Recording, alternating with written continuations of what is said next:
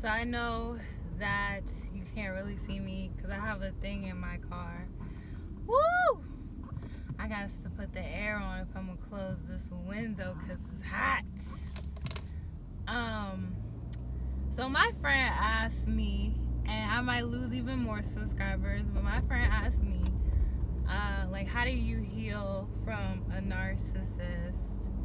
And that's kind of what I'm trying to figure out right now.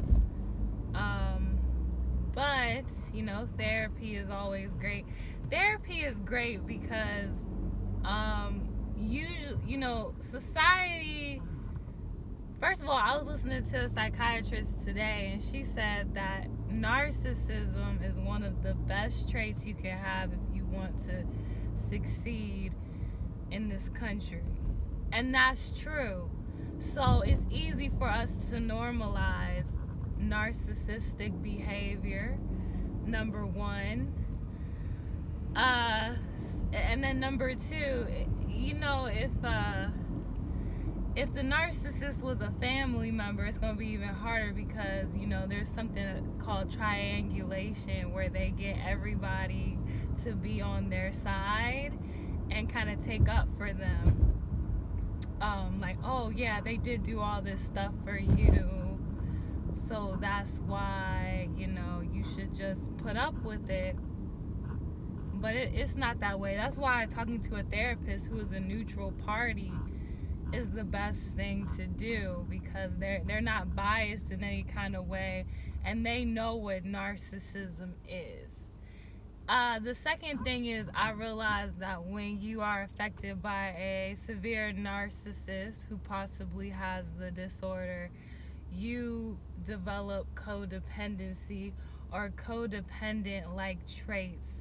I was just saying to myself today that, I've been in a lot of friend and romantic situations where, first of all, I have, this, they call it anxious attachment. Sometimes I demonstrate that where I feel like I have to do certain things or a person won't like me.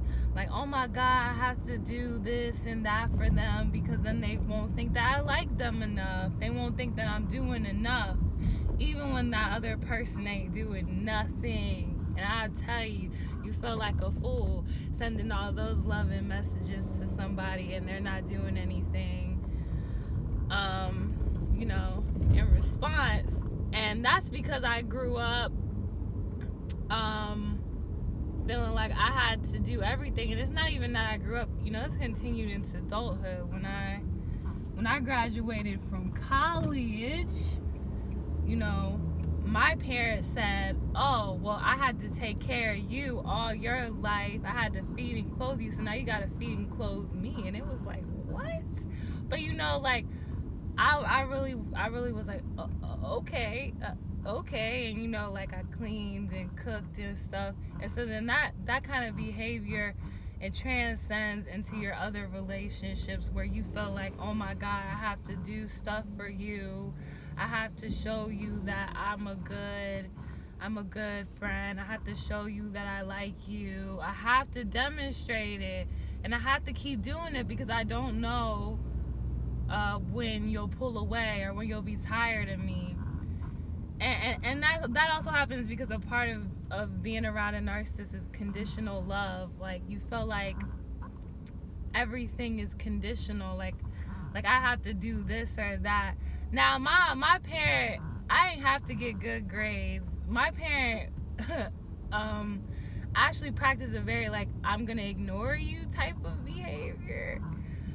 But I felt like it was conditional in the sense of everybody. See, other people would acknowledge my accomplishments before my parent would.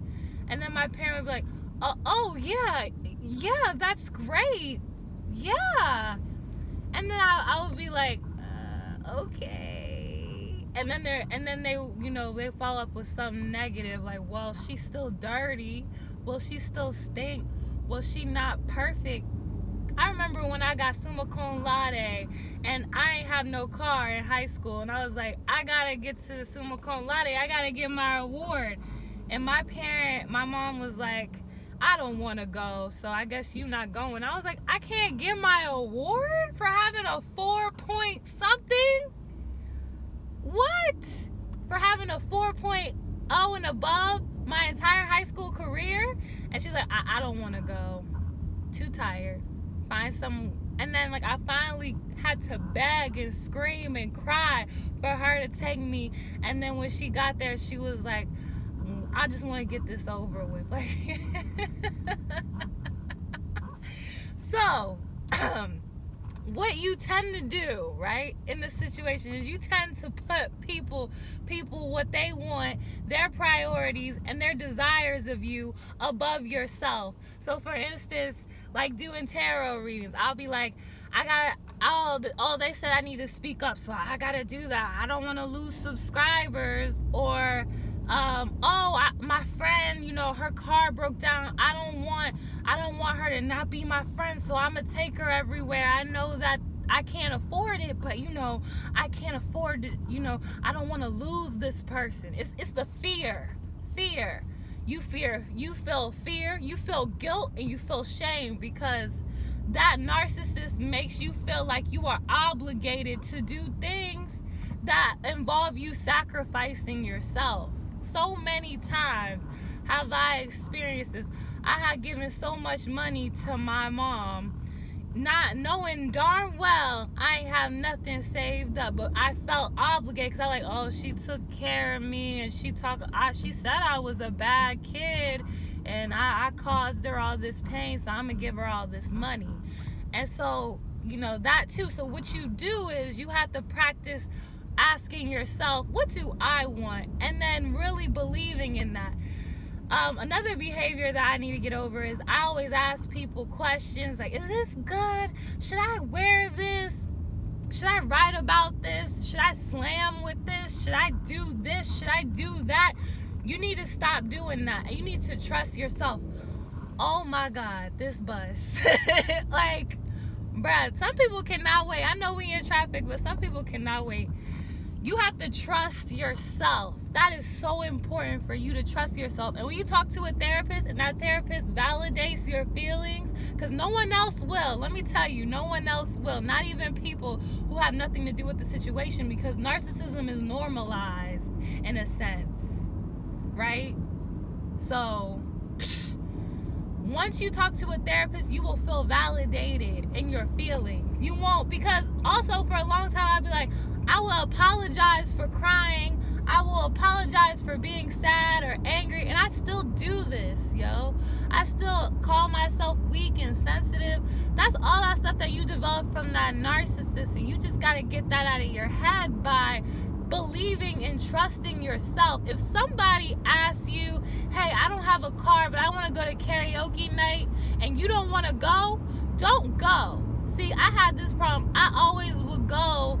I had a friend who didn't have transportation, so wherever this friend wanted to go, and I don't blame this person, I don't blame these people, because I let them walk all over me, right? But I would take them wherever they wanted to go, even though I didn't want to go, Like, one time they were like, do you want to go to the show? And it was right after my grandma died, and I was like, no, I really don't want to go anywhere. But I was like, maybe I do need to laugh. But then I had to end up picking them up and spending all this money that I didn't want to spend.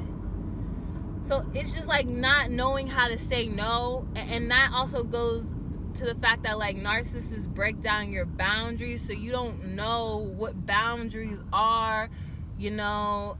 I dealt with that with dating, because, like, I would be like, hey, I'm free on weekends, right? I work during the week, and these people will be like, oh, well, I'm only free on the weekdays, and then they will take up all of my time. They will be talking to me from 9 p.m. to 1 o'clock in the morning, and because I ain't know how to set boundaries and say, I gotta go, I have to go, or no, I just kept being tired until the day this person got tired of me and was like, I don't like you. So really, you just gotta, setting boundaries is doing what's best for you. That's what that means. There's no set of boundaries. I hate when people are like, don't gas up who you like because it makes you look thirsty. No. You don't expend, you put a limit on the energy that you expend for yourself. What can you do and what can you not do? What will you do that will make you so tired? And if it will make you so tired, don't do it. So those are how you heal.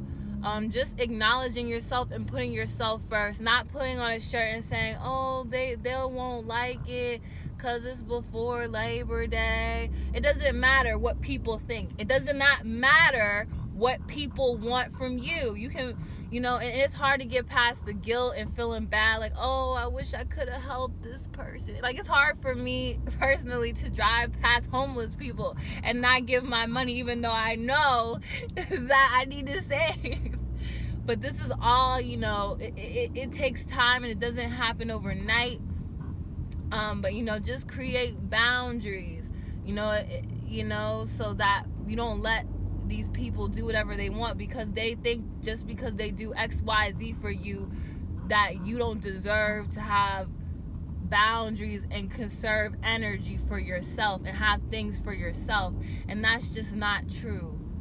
So I hope that answers your question. I will do tarot readings as soon as I get home and deal with my adult stuff. So I will talk to y'all later.